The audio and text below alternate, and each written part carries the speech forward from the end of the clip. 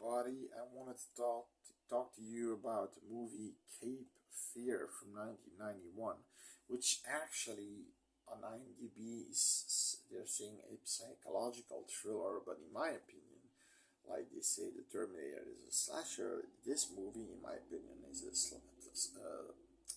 psychological horror movie. You've got directed by Martin Scorsese, one of the better directors we have. Robert De Niro is in it, a top line of actors. Robert De Niro, Nick Nolte, Jessica Lange, Juliette Lewis, Joe Don Baker. Robert De Niro is fabulous as Max Cady. Nick Nolte is Sam Bowden, and Jessica Lange is his wife, Lee Bowden, and Juliette Lewis is Danielle Bowden. She's the daughter. Joe Don Baker is later on in the movie used as a private investigator named Cursek. Now, Max Cady is just hell-bent for revenge. This guy is just the way he talks, even just the way he talks, how he learned that accent. So like they're talking like, hey counselor,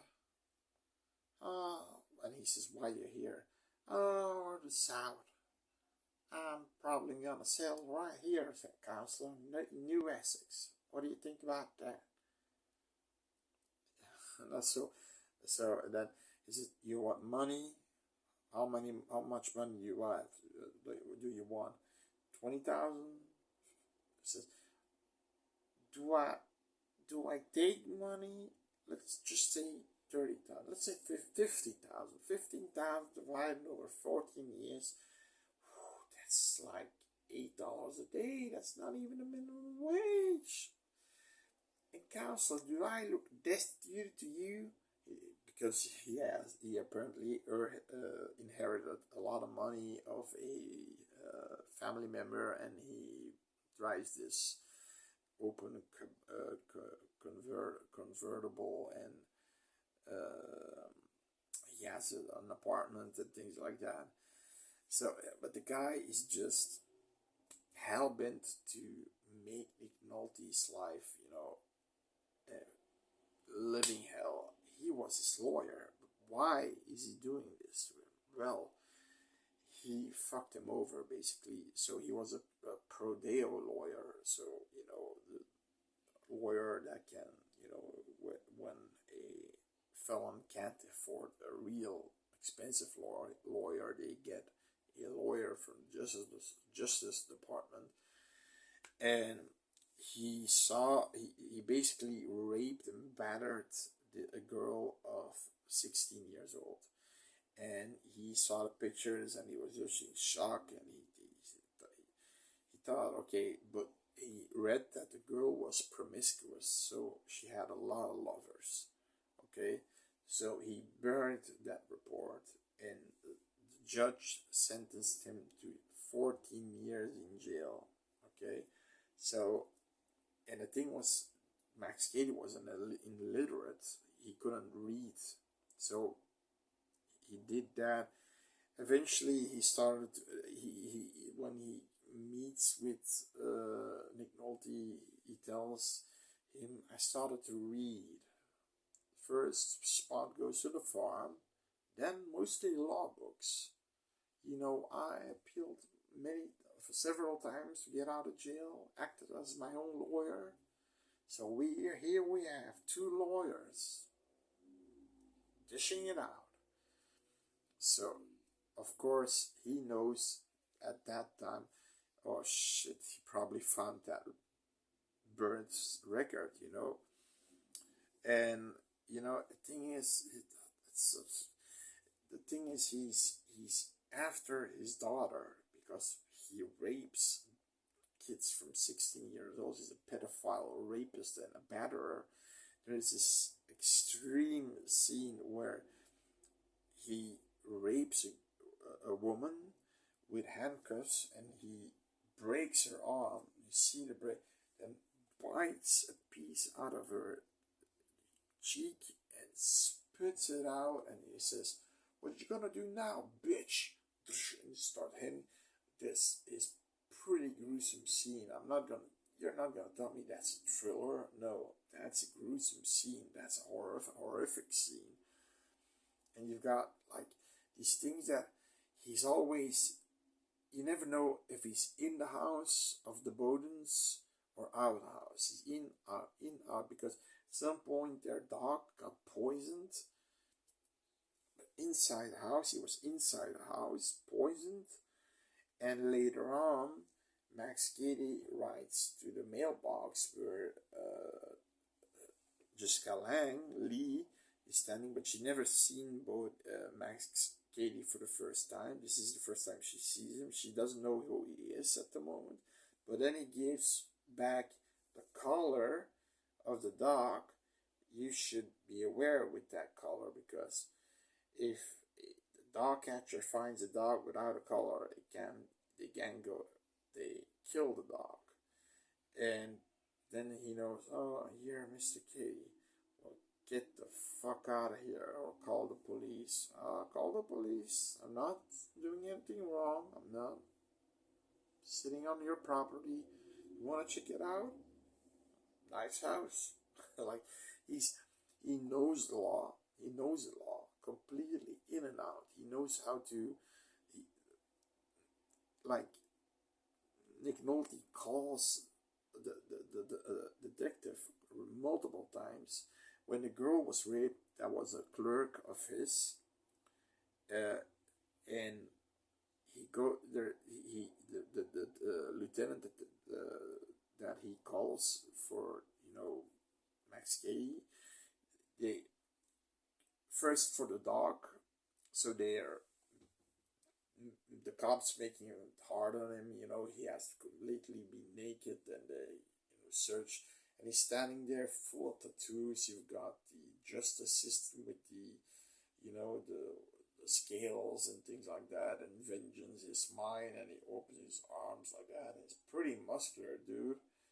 And he's looking at the mirror like this, and he knows Sam Bowden is there, of course. And then, of course, the lieutenant calls him again for the rape, and he says there's one problem. She's scared to talk. Now he goes in. First of all, he didn't know it was a clerk. Then he goes in and he sees that it's his clerk, and he goes, oh, sorry that this happened to you.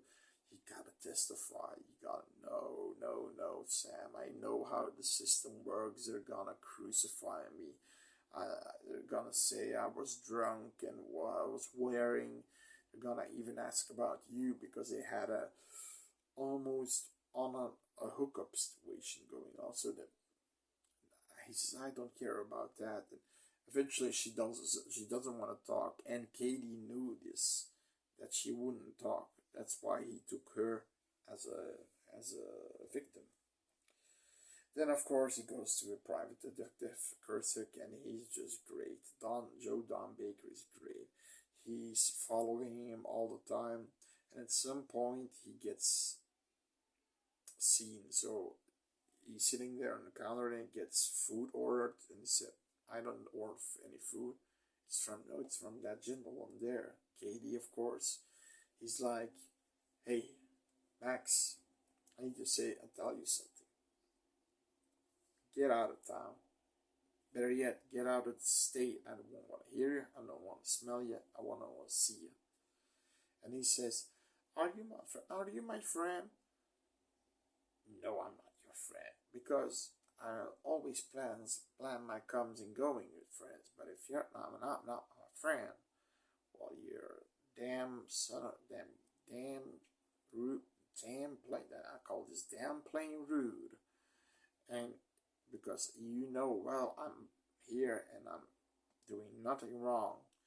Because were you a cop, or were you a cop and not good enough to stay on the force? Because that's the feeling that I'm getting here.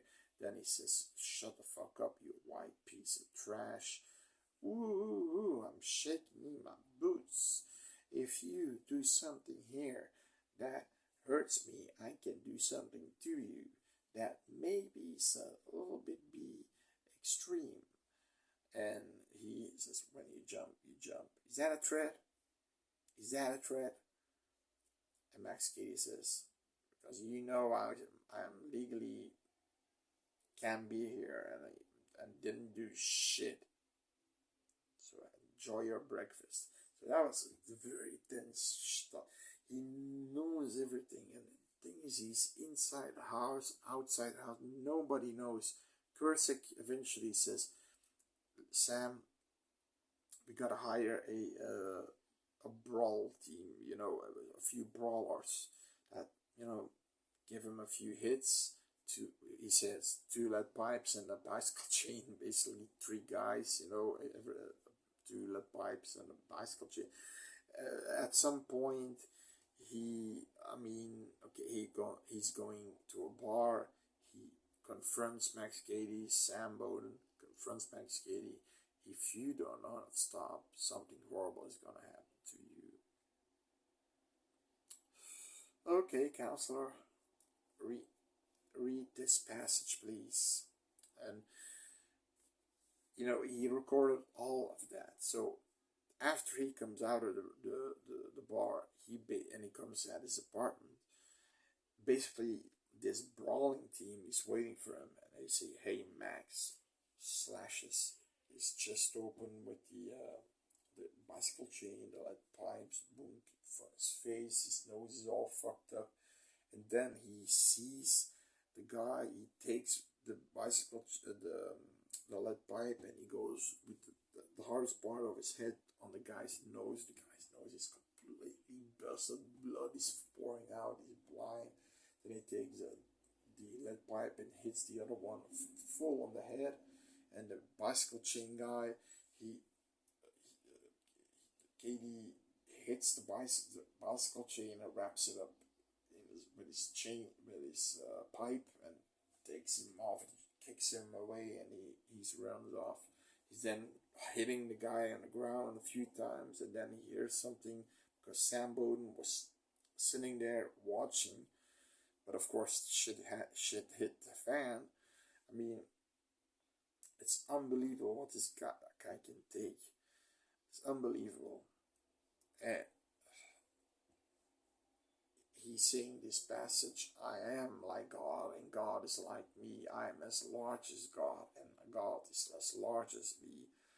He will feel your wrath, and I will feel my vengeance, and you will feel my vengeance. That's what he's doing. He's salacious, 13th century of Sweden. He's the Bible.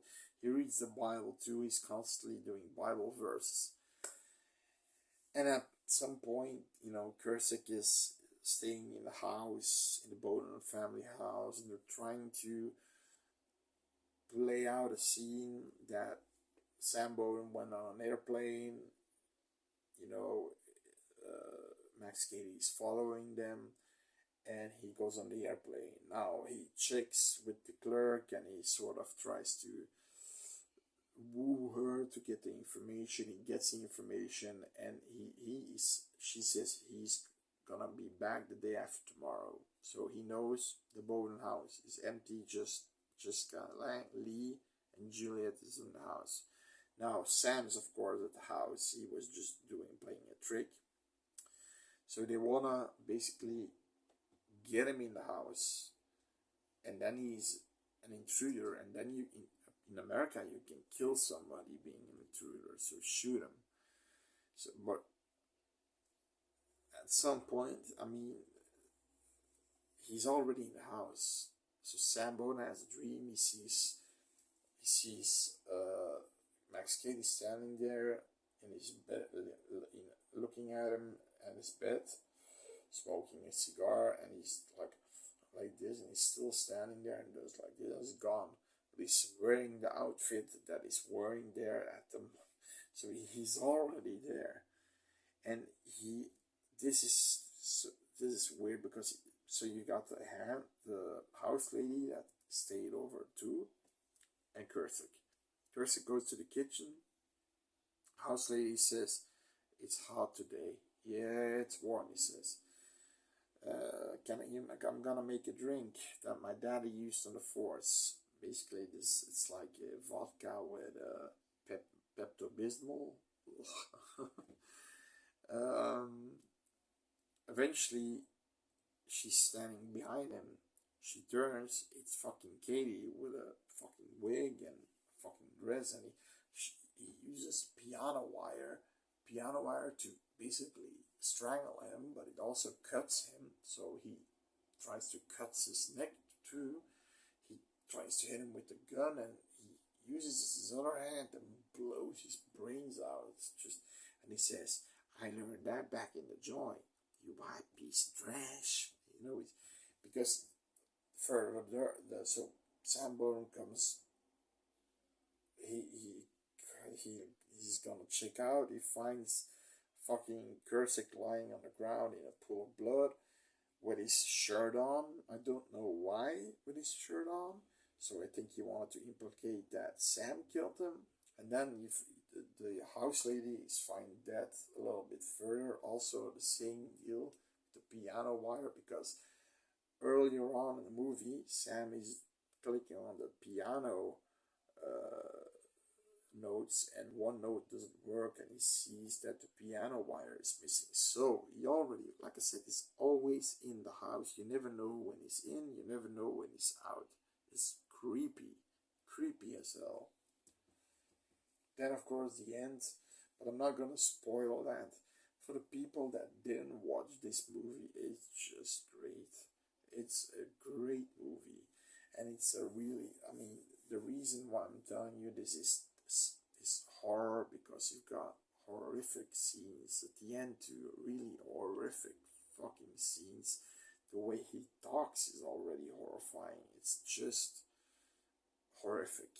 That's what I call this movie, a horrific person. The way Robert De Niro portrayed Max Cady with that New Essex, hello counselor, you know, that accent, superb, great.